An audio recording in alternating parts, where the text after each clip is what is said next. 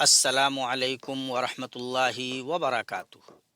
حرمین شریفین کے live studio سے آپ کا خیر مقدم ہے۔ رمضان میں ہم آپ کے سامنے یہ پروگرام لے کر آئے ہیں اور تقریباً 10 زبانوں میں یہ پروگرام پیش کیا جا رہا ہے، جس میں رمضان کے تعلق سے مختلف موضوعات پر باتیں ہو رہی ہیں۔ آج کا موضوع ہے قیام اللیل کی فضیلت۔ بے شک قیام اللیل نیک لوگوں کی عادت، مومنوں کا شرف، متقیوں کی تجارت اور کامیاب لوگوں کا عمل ہے۔ دلائل سے پتہ چلتا ہے کہ قیام اللیل کو بہت اہمیت دی گئی ہے۔ آئیے اس کی فضیلت اور اہمیت کو چند آیات و احادیث کی روشنی میں جاننے کی کوشش کرتے ہیں۔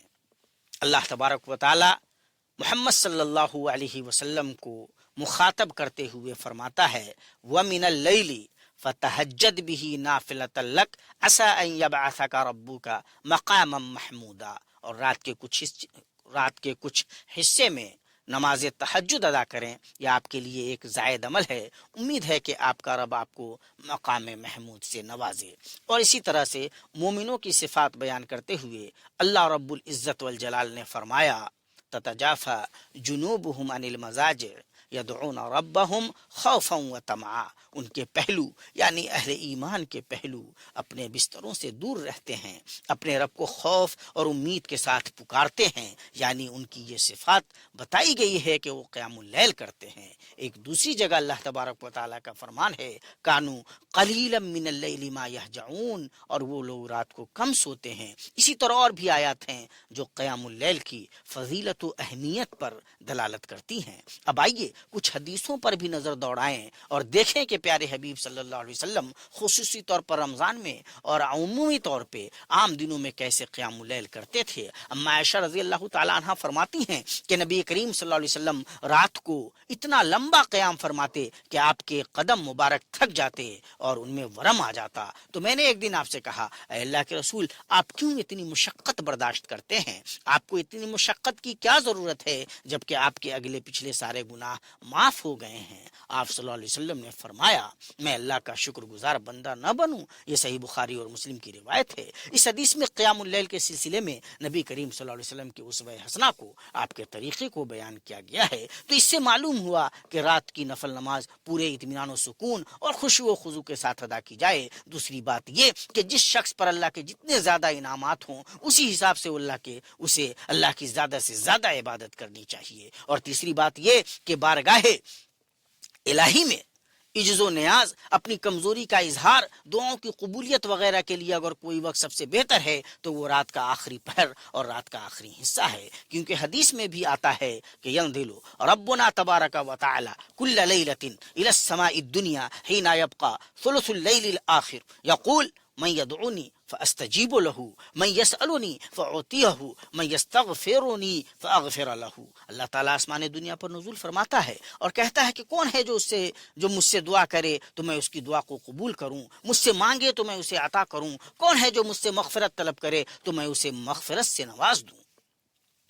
یہ بخاری اور مسلم کی روایت ہے۔ تو اس سے بھی رات کی نفلی عبادت کی اہمیت کا پتہ چلتا ہے۔ اور نبی کریم صلی اللہ علیہ وسلم یہی نہیں کہ خود پڑھتے تھے بلکہ اپنے اہل و عیال کو بھی اس کی ترغیب دلاتے تھے۔ علی رضی اللہ تعالیٰ عنہ کی روایت ہے ان رسول اللہ صلی اللہ علیہ وسلم طرقہ و فاطمہ بنت النبی صلی اللہ علیہ وسلم لیلۃ فقال الا تصلیان، ایک رات آپ صلی اللہ علیہ وسلم علی اور فاطمہ رضی اللہ عنہما کے پاس تشریف لائے، دروازہ کھٹکھٹایا اور فرمایا کیا تم تہجد کی نماز نہیں پڑھو گے؟ اسے بخاری اور مسلم نے روایت کیا ہے۔ تو یہاں بھی اس چیز کی ترغیب موجود ہے کہ دوسرے لوگوں کو بھی شب بیداری، سرخیزی،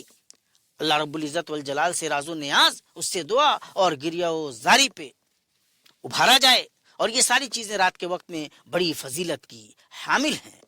اور نبی کریم صلی اللہ علیہ وسلم عبداللہ ابن عمر ابن خطاب کے بارے میں نبی کریم صلی اللہ تعالیٰ علیہ وسلم کیا فرماتے ہیں؟ غور کیجئے، نعم الرجل عبداللہ لو کان یصلی من اللیل، عبداللہ کتنے اچھے آدمی ہیں اگر رات کو نماز پڑھتے،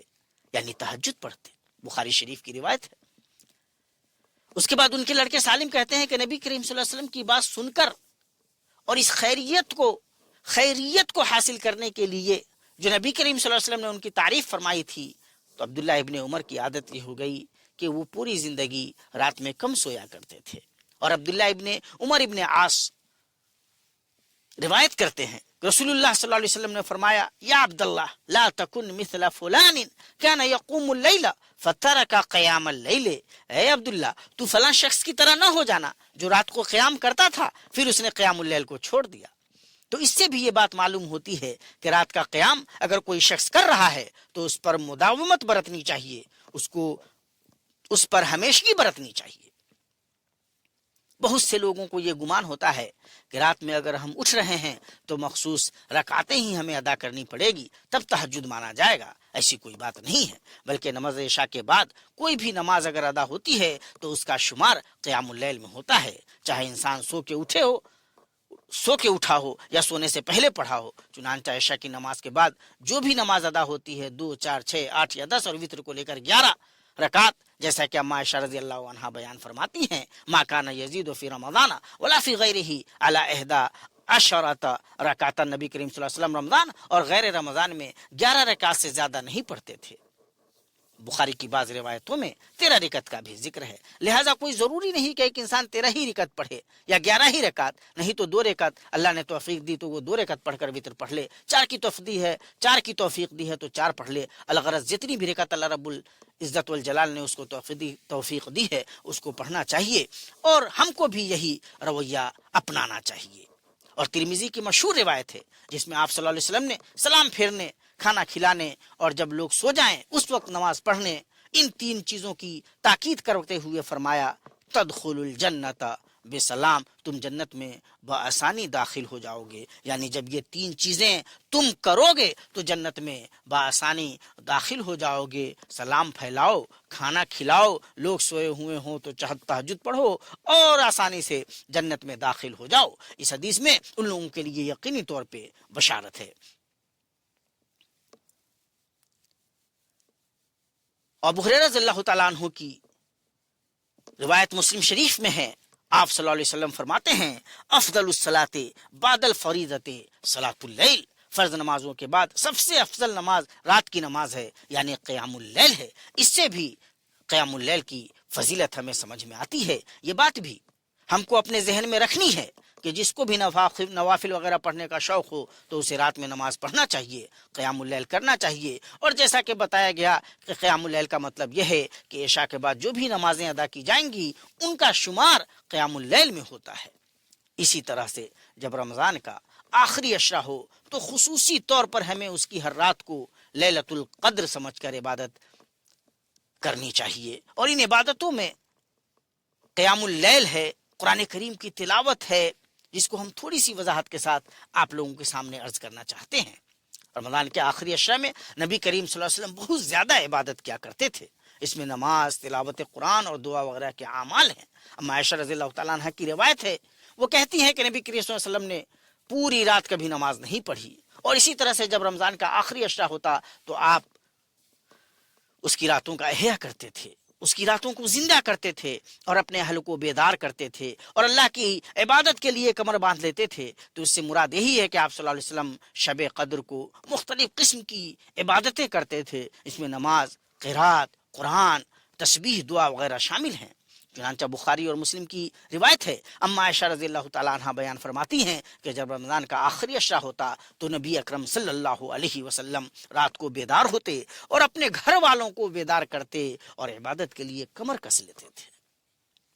اور مسند احمد اور مسلم شریف کی روایت میں ہے کہ آخری عشرہ میں نبی کریم صلی اللہ علیہ وسلم اتنی زیادہ جدوجہد اور محنت کرتے تھے جتنا کسی اور ایام میں نہیں کرتے تھے۔ اسی طرح نبی کریم صلی اللہ علیہ وسلم نے لیلۃ القدر میں اجر و ثواب حاصل کرنے کے لیے قیام پر ابھارا ہے۔ آپ صلی اللہ علیہ وسلم کا فرمان ہے من قام رمضان ایمانا واحتسابا غفر له ما تقدم من ذنبه، بخاری اور مسلم کی روایت ہے جو کوئی لیلۃ القدر میں ایمان کی حالت میں اجر و ثواب کی نیت سے قیام کرے اس کے پچھلے گناہ معاف ہو جاتے ہیں۔ اس حدیث میں آپ نے دیکھا کہ قیام کا لفظ ہے،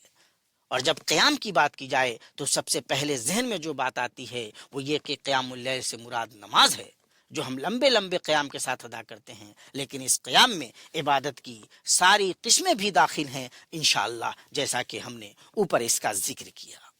اسی طرح اس میں قرأت قرآن بھی شامل ہے، جس میں ہر حرف پہ 10 نیکیاں ملتی ہیں، اور خصوصی طور پر رمضان کو نبی کریم صلی اللہ علیہ وسلم نے جبریل امین علیہ الصلاۃ والسلام کے ساتھ قرآن کا دورہ کرنے کا ایام بنایا تھا، یعنی رمضان کے ایام کو خصوصی طور پر رمضان کے آخری عشرے کو آپ صلی اللہ علیہ وسلم نے دورہ کرنے یعنی قرآن کریم کا مراجعہ کرنے کا ایام بنایا تھا۔ حضرت جبریل علیہ الصلاۃ والسلام آپ کو سناتے اور آپ حضرت جبریل امین علیہ الصلاۃ والسلام کو قرآن کریم سنایا کرتے تھے۔ اس میں قرآن کریم کی تلاوت کی فضیلت بھی ثابت ہوتی ہے، اور یوں بھی رمضان قرآن کا مہینہ ہے۔ اسی مہینے میں قرآن کریم اللہ تبارک و تعالی نے نازل فرمایا ہے، شہر رمضان الذی انزل فیہ القرآن۔ اسی طرح صدقہ و خیرات اور جتنے بھی اچھے اعمال ہیں عبادت کے زمرے میں جو آتے ہیں، تو وہ سب کے سب اس مبارک مہینہ میں زیادہ سے زیادہ انجام دیے جائیں، یہ اس مہینے کا تقاضا ہے۔ اور حدیث میں اس بات کا ذکر ہے کہ جو بھی لیلۃ القدر میں ایمان کی حالت میں اور اجر و ثواب کی نیت سے قیام کرے تو اس کے پچھلے گناہ معاف ہو جاتے ہیں۔ لیلۃ القدر میں سب سے بہتر اور اچھی دعا جو ہے وہ دعا ہے جو نبی کریم صلی اللہ علیہ وسلم نے اما عائشہ رضی اللہ عنہا کو سکھایا تھا، جسے امام ترمذی نے اپنی سنن میں روایت کیا ہے۔ اما عائشہ رضی اللہ تعالی عنہا بیان کرتی ہیں کہ انہوں نے نبی کریم صلی اللہ علیہ وسلم سے سوال کیا، یا رسول اللہ ارأیت ان علمت لیلۃ القدر ما اقول فیہا، قال قولی اللہم انک عفو تحب العفو فاعف عنی۔ اے اللہ کے رسول، مجھے بتائیں کہ اگر مجھے شب قدر کا علم ہو جائے، یعنی شب قدر مجھے معلوم ہو جائے، تو مجھے کیا کہنا چاہیے؟ تو آپ صلی اللہ علیہ وسلم نے فرمایا کہ تم زیادہ سے زیادہ یہ دعا پڑھو، خوب بکثرت یہ پڑھو، اللہم انک عفو تحب العفو فاعف عنی، یعنی اے اللہ تو معاف کرنے والا ہے، معافی کو پسند کرتا ہے، تو مجھے بھی معاف کر دے۔ ہمیں حدیث کے اس ٹکڑے پہ غور کرنا چاہیے کہ اگر مجھے شب قدر کا علم ہو جائے، تو اس سے پتہ چلا کہ شب قدر کی تعین کا علم نہیں تھا، لہٰذا اس زمانے میں ہمیں ہر رات کو شب قدر کی رات سمجھ کر چلنا ہے کہ ممکن ہے کہ یہ رات جس کی میں احیا کر رہا ہوں، جس میں جاگ رہا ہوں، عبادتوں میں گزار رہا ہوں، یہی شب قدر ہو۔ تو اس رات میں ہم کو کیا پڑھنا چاہیے؟ نبی صلی اللہ علیہ وسلم نے فرمایا کہ زیادہ زیادہ اس دعا کو پڑھو، اللہم انک عفو تحب العفو فاعف عنی، اے اللہ تو معاف کرنے والا ہے، معافی کو پسند فرماتا ہے۔ اس میں معافی کو پسند کرنے میں دو چیزیں ہیں، ایک یہ کہ اللہ تو معاف کرنا پسند کرتا ہے، اور یہاں یہی مراد ہے، اور دوسرا یہ بھی معنی ہوتا ہے کہ تیرا بندہ جب کسی کو معاف کرتا ہے تو وہ بندہ تیرے نزدیک محبوب ہو جاتا ہے، کیونکہ اس نے تیرے پسندیدہ عمل کو انجام دیا، لہٰذا مجھے معاف فرما دے۔ اور اس میں دوسری بات یہ ہے کہ رمضان کا آخری عشرہ اس طرح سے اس کی طاق راتیں اور 27ویں کی رات عمومی طور پر ان راتوں پر حدیث دلالت کرتی ہے، اور دوسری حدیث بھی اس سلسلے میں ہے، مسلم شریف کی روایت ہے جس میں ہے کہ اتنی رات باقی رہے۔ اسی طرح آخری عشرہ کے لیے جو عمومی روایتیں ہیں ان سے بھی یہ معلوم ہوتا ہے کہ شب قدر جفت راتوں میں بھی ہو سکتی ہے، اسی لیے عمومی طور پر حرمین کے علماء اس بات کے قائل ہیں کہ 10 راتوں کو جاگنا چاہیے، کیونکہ دونوں طریقے کی روایتیں موجود ہیں۔ گرچہ اگر کوئی شخص صرف طاق راتوں میں جاگے تو اس کے بارے میں بھی امید ہے کہ وہ بھی دلیل پر عمل کر رہا ہے، اور انشاءاللہ اس کو شب قدر حاصل ہوگی، لیکن جس کو زیادہ شوق ہے اس کو اس بات کی کوشش کرنی چاہیے کہ یہ اس پورے عشرے میں لگاتار شب بیداری کرے اور خوب عبادت کرے۔ اس میں ایک چیز اور کہ ان راتوں میں محفلیں سجانا اور لمبی تقریریں کرنا اور ان میں ایسا انتظام کرنا کہ گویا ایک کھانے پینے کا دور چل رہا ہے، تو اس طرح کی چیزیں کرنا مناسب نہیں ہے۔ کوشش یہ ہونی چاہیے کہ ہم زیادہ سے زیادہ عبادت کریں۔ لیلۃ القدر 1000 مہینوں سے بھی بہتر ہے، ہم اس کو غنیمت جانیں۔ اپنا ایک سیکنڈ لیلۃ القدر میں ہمارا کتنا قیمتی ہونا چاہیے یہ ہم ذہن میں رکھیں۔ زیادہ سے زیادہ عبادت کریں، تہجد کے لیے اپنے آپ کو لگائیں، قیام اللیل کریں، قرآن کریم کی تلاوت کریں، اللہ کی راہ میں خرچ کریں، اللہ کو یاد کریں، اور سما ایسا ہونا چاہیے کہ دل کی دنیا آباد ہو جائے، انسان اندر سے محسوس کرے کہ اس کا جو اندرون ہے وہ ٹھیک ہوتا چلا جا رہا ہے، اس کا تزکیہ ہو رہا ہے۔ اللہ تبارک و تعالیٰ سے ہم دعا کرتے ہیں کہ اللہ تبارک و تعالیٰ ہمیں ان حقیقتوں کو اپنے دلوں میں اتارنے کی توفیق دے، ہمیں عبادت کا اللہ تبارک و تعالیٰ اچھا ذوق دے، رسول پاک صلی اللہ تعالیٰ علیہ وسلم کے طریقے پہ عمل کرنے کی ہمیں توفیق مل جائے۔ انہی باتوں کے ساتھ آج کی یہ مجلس ختم کرتے ہیں. کل انشاءاللہ پھر ایک نئے موضوع کے ساتھ آپ سے ملاقات ہوگی. والسلام علیکم ورحمۃ اللہ وبرکاتہ.